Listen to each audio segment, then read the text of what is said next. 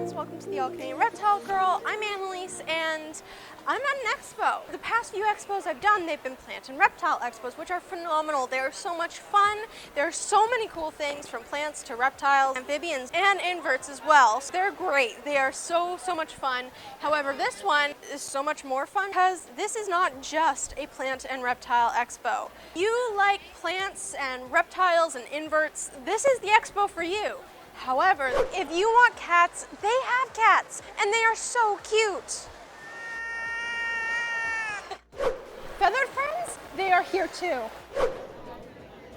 How about fish? Yep, no, we got fish. If you need stuff for your small animals, they've got you covered. You can also get the small animals themselves. If you want dogs, they have dogs too, and they're so sweet. So I'm gonna have to go and look around. I'm actually doing some hosting duties, so that's gonna be fun, but I have some other stuff to do. The VIPs are being let in right now, and they'll only be VIPs in the expo for about an hour. So I'm gonna go and try and get as much filming done as I can in that hour before the doors open to everyone. Let's go see some really cool stuff. I am here with Celeste from Little ResQ, and why don't you tell us a little bit about Little ResQ? Because from what I've heard, it's a pretty good business. It's really awesome. So we are Little ResQ.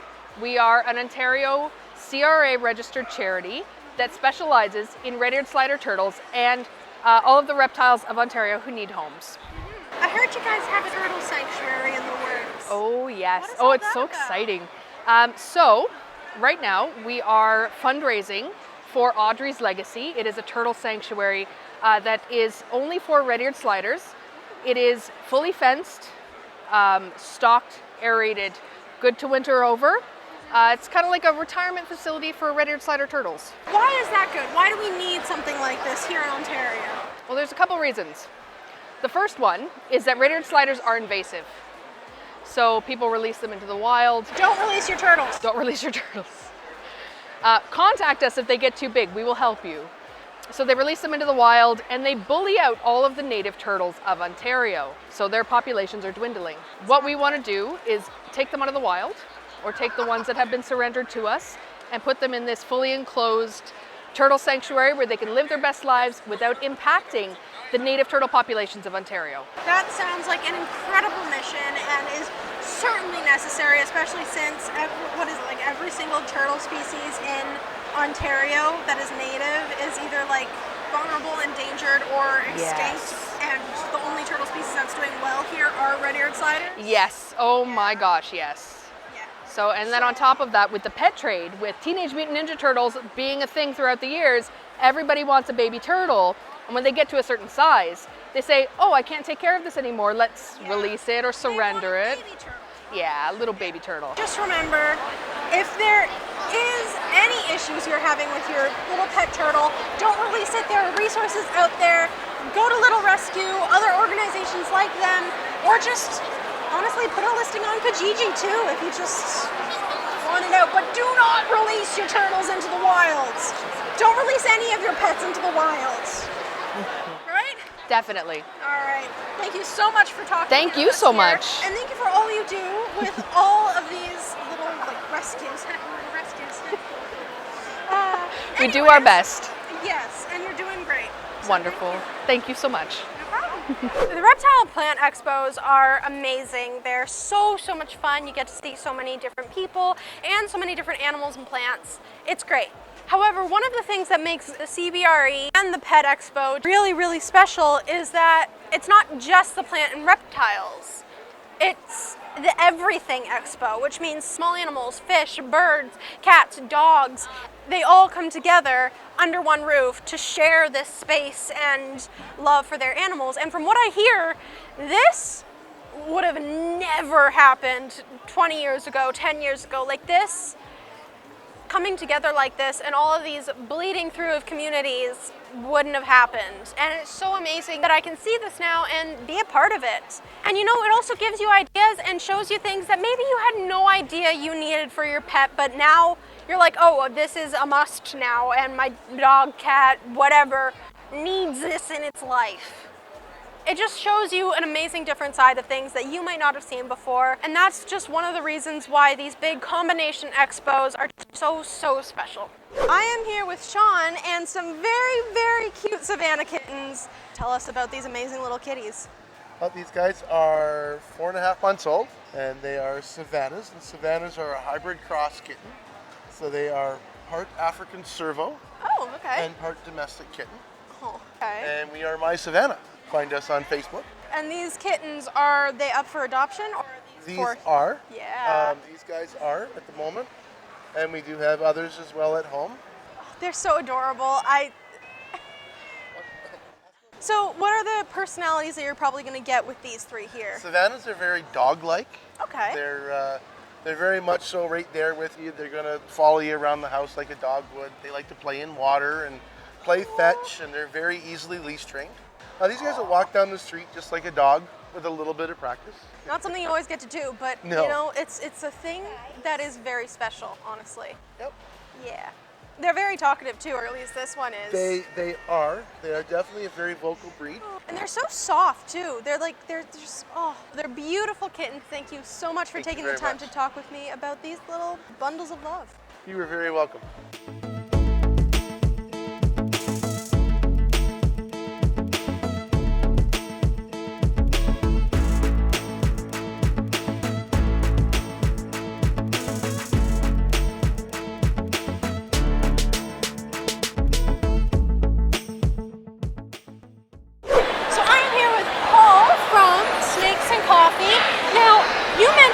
That you work with little rays. Why did you get into that? So like, what got you into helping them out with education and all that? My love of reptiles has been since I was a child. Same as you. It just never left me. I then started working at a pet store. I loved that. Then I bought my own pet store. I did that for 12 years. We were actually hanging out the one day with little Ray himself.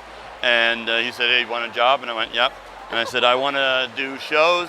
I do as many shows as I possibly can.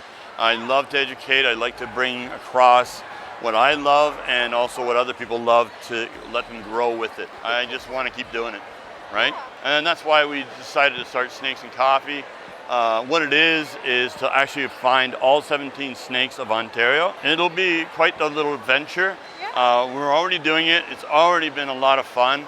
And I wanted to have something that people can actually use as a tool for learning about our own animals. Even today, when we're talking to people who actually have these exotic animals, a lot of them don't know about our native species. And I think you should always have a knowledge of the background of where you are.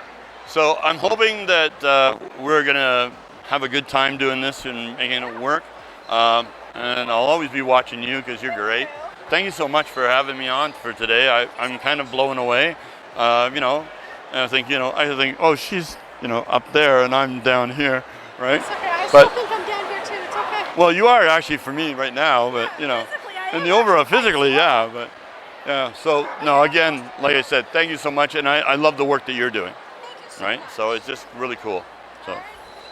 I get this question a lot from family members and friends who actually don't know much about reptiles. When you go to an expo or watch an expo video, you will see a lot of animals in these kind of very small, cramped looking bins, and they're clear. And you might think that it being this small and purely clear all around might be stressing the animal out. These are very tactile animals, which means that they feel more safe when they can feel something around them, when they can feel the sides of what they're enclosed in, because it makes them feel like they are hiding. Even though it's clear, even though it's tiny, it means that they feel more safe overall. And honestly, that's what we want to go for in this sort of environment, is we want to make the animals as comfortable and as stress-free as possible. And it's also clear so that people can see the animals, that these animals go to their forever homes where they get loved and taken care of properly. Like this little guy is going to do with me because I love him so much, and he's an albino checkered garter snake, and I've wanted this snake for years. I'm very happy about this. For this sort of circumstance, it is better to have them in a tiny tub that they can see through than basically a big hide that they can't see through. This is way better. Now, do not keep your animal in this. That is not okay. If this is its enclosure, for the rest of its life, that is animal abuse.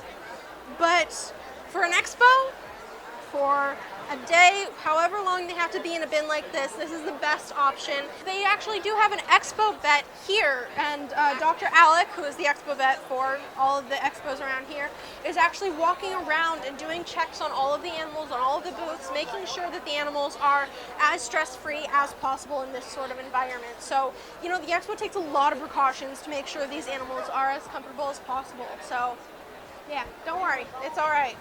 Okay, I can't wait to get this guy home. He is a dream come true.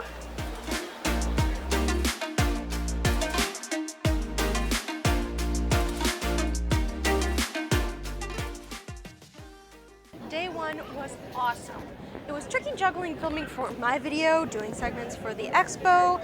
Make sure you follow the Reptile Expo on Instagram to see all of those, and trying to see as much of the show as I possibly could. I had a great time doing the live stream with Dylan from Animals at Home, hanging out with Fatty from Daffy's Reptiles, and Charles from the Critter Box, and there's just so much to see and do here.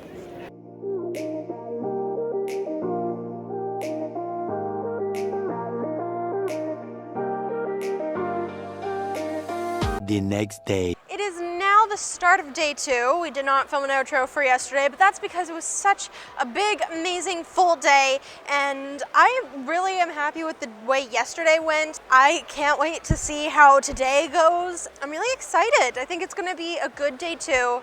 The doors are about to open, and I'm super excited, so let's go.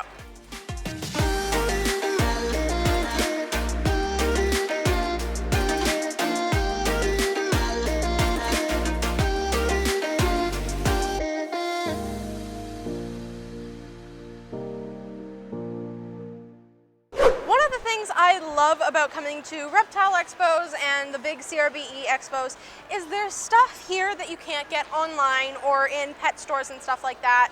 And one of those things that you can't get anywhere else except for at expos like this are these lovely little terrarium thingies from Niagara Terrariums. And Brittany, you make these. Yes, I do. So why don't you tell us a bit about the process, like what goes into making these, and also, before we get into that, congratulations, your booth has grown. Thank you so much. Thank you, thank you. Yeah, it's a lot bigger from the last expo. Yes, I'm good proud of job. that. Yeah. So what is your sort of process with making these? So if you think about the whole, it takes a lot.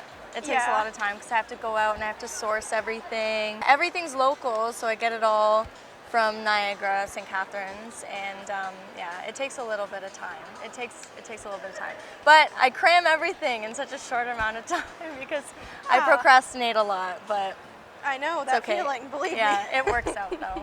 They look good. It really does work out. These are absolutely gorgeous little works of art, and the only place you can get them is here at an expo. You also just sell moss, I do. Which is fantastic. Yeah. Do you have customers who come up, obviously not me, right, that just start petting the moss? Yes, they ask first, which is nice, but that's what they're there for, is to touch, to give it a feel, and yeah. She knows what the customers want. Yes. We want moss. We want they to be want able to touch pet the moss. Yes.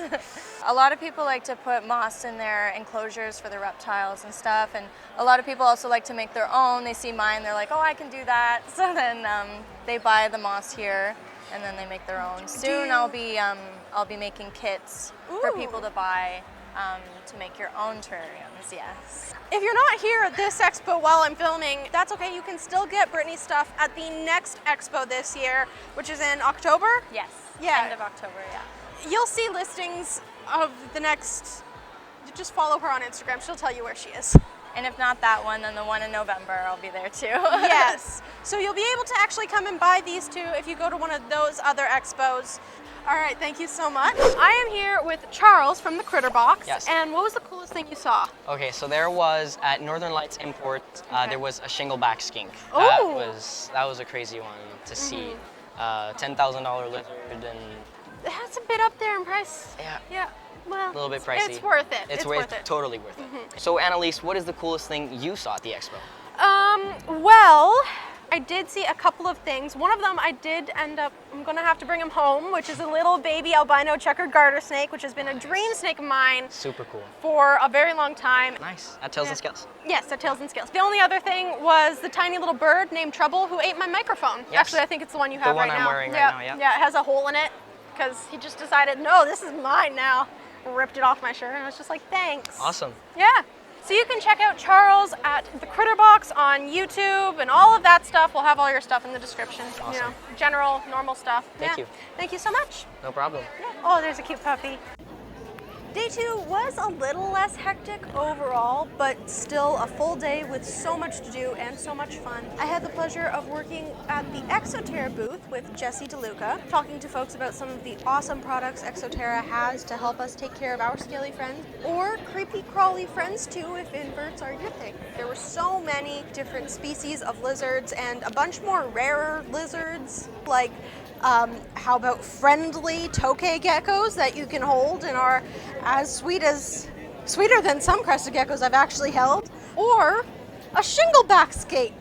That was incredible. I'm here with Marie. Hi. And who else is joining us here today, Marie? Oh, this is our male blue Japanese rat snake. It's the breeder. Beautiful. He is beautiful. Now, Thank you. these guys, very, very interesting animals, very, very beautiful pets. Yeah, and the coloration Yes. on them is exceptional. Yes. So if someone wanted to buy one of these snakes as a pet, how would they go about doing that? They can come in the store in Blainville. They can come at the Expo, see us, and they can order online at the Aquatics website. Yes, and we will put all of her stuff in the description below. That way you can get this lovely, lovely, very sweet and docile animal. Yeah, and the thing that's nice to know is this is the lad, and we bring the lad to the Expo because the babies don't have that blue coloration yet. No, they really don't. They're more like green and gray. Exactly, so it's important for people to see that, the blue, because without seeing the adult male, it's hard to know what you will get when they are adult. Yes. He's like, who is this? Yeah, this is my kid, but no, I don't think it's his kid. So I have something really special here. I think you like those, right? I do. They're very cute. So we can see it's a little glass frog. I have 3 of them, 1 male and 2 female. They are at breeding size, so that's perfect for someone that wants to breed. And what's very special about them, they are captive bred and captive born. Like, it was not like a wild cut that laid them. It's full on here. Yeah. Yeah. So that's very nice to see people working with these. And that's something we do at Exotic Attic. We hunt people that breed nice stuff. Yes. And we got that. Yeah, that's always good to hear, is when rarer or more difficult species are completely captive born and bred. That is always fantastic news, eh? Honestly, we work so hard to find those specimens. Sometimes we take captive born too, because captive born is pretty good too. Yes. But when it's captive bred and born, you know that someone else is going to be able to do the project. And that's something important for us, to get the animals going in the hobby, not only like import, get the babies out of the female, and then whatever. you have to import again. That's not good. No, it's not. Yeah. And gas frog, people like them because you can see through them, and also they are small, so they don't need a big enclosure. Yeah, they're very cute, very small. Yeah. They somehow make looking like little blobs of green snot amazing. Like it's just or a gummy. Or a gummy. Yep. Yeah, Yep. I think they look like a gummy. Yes. All right, well, thank you so much for showing us these Thank you. amazing animals. If you want to buy these creatures from one of the best huggers in the world, you just go to Exotic Addicts, and we'll have all of the stuff in the description. But thank you. Thank you. What a great day. Well, a couple of days, actually. Yesterday was fantastic. Today was fantastic. I got a dream snake of mine, and I also saw a ton of incredible animals and all of the different reptile and fish and plant and small animal and cat and dog and bird, all of the different little mini expos, part of this big thing. So many amazing things. Also got to collab with a couple of different people. So I got to hang out and film with Foddy from Daffy's Reptiles and Charles from the Critter Box. I actually did I filmed for him an interview he did with the Reptile Shop, and the calmest tokay geckos you will ever see. If you don't know, tokays are supposedly like the most bitey little things you'll ever find. And I got to hold one and it just sat there on my arm, and they're just so nice and calm and sweet. And she goes into why that is, why her tokays are so sweet. So definitely go check out the Critter Box's interview with Rachel from the reptile shop on tokays, because that was phenomenal. Other than that, thank you all to you all watching. Thank you to the staff here at the expo and the vendors for making all of this possible and cleaning up all the dog pee. My patrons, you guys are phenomenal and you made this trip possible, so thank you so much. Until next time, remember to nurture all nature. Yeah, can we go home now? My feet are killing me. Yes. Cool. So, if you're not here currently, if you're not, oh my god. And there, hi. Yeah. Hi, you're very cute. Aw, you're so sweet. I won't steal your snake. So, all right.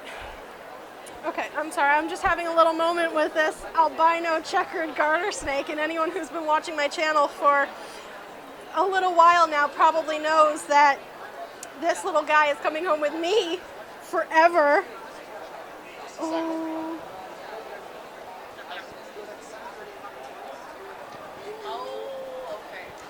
All right, whenever you're ready.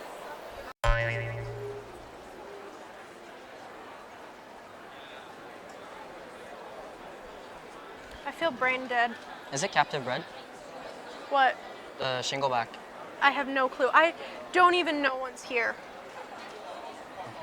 Yeah. No. I looked at birds and I pet a cat. That's all I've done. And then I